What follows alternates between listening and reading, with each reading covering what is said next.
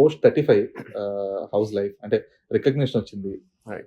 అంటే better recognition వచ్చింది. Yes. You have been recognized ఇప్పుడు ఇన్ ద దాకా- ప్రీవియస్ ఫిల్మ్స్. అంటే అప్పుడు డైరెక్టర్స్ లోనే ఉండిపోయింది, ఈ అబ్బాయి బాగా చేస్తాడు అని చెప్పి ఆపర్చునిటీస్ వస్తా ఉండేవి. ఇప్పుడు పబ్లిక్ కి పరిచయం లిటరలీ So, చెప్పాలంటే ఇప్పుడు- డెబ్యూలా ఫీల్ అవుతున్నాను 35. సో ఇప్పుడు ఎలా ఉంది రిసెప్షన్? లైక్ చాలా happy. ఏమైనా పెరిగాయా offers? I'm doing a bunch of films and okay. నిజంగా చెప్పాలంటే ఎప్పుడు లేనన్ని ఆపర్చునిటీస్ వస్తున్నాయి. నౌ ఐఎమ్ పానిక్ అవుతున్నాను నేను, ఇప్పుడు ఇది చేయాలా అది మెకానిక్ చేయాలా? రాకీలో కూడా Yeah, that- roll చేశారు. that అది 35 ముందే. Okay. It was a commitment. నాలాగా అది సడన్ గా వస్తూ ఉంటుంది ఆ, ముందు లేనప్పుడు ఒక చేసిందని ప్రాబ్లమ్, ఎక్కువ ఉన్నప్పుడు ఇంకో problem.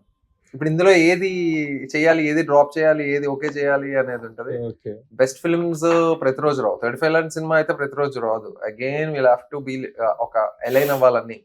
Because see for a film to work in that level 35, I mean మళ్ళీ again very proud to say, because 35 ఈ రోజు మాట్లాడినా ఇంకో 10 ఏళ్ళ తర్వాత మాట్లాడినా అంత వెల్ క్రాఫ్టెడ్ సినిమా లేవు అసలు, ఉండడం చాలా రేర్. No. సో అది కుదరాలంటే అందరు టెక్నీషియన్స్ కుదరాలి, అందరు యాక్టర్స్ కుదరాలి, ప్రొడక్షన్ హౌస్ కుదరాలి, లేకపోతే ఎక్కడ స్పాయిల్ అయినా ఆ మొత్తం డిష్ స్పాయిల్ అయిపోతుంది. No. ప్రిపరేషన్ ఒక్క చిన్న ఇంగ్రీడియంట్ అటు ఇటు అయినా.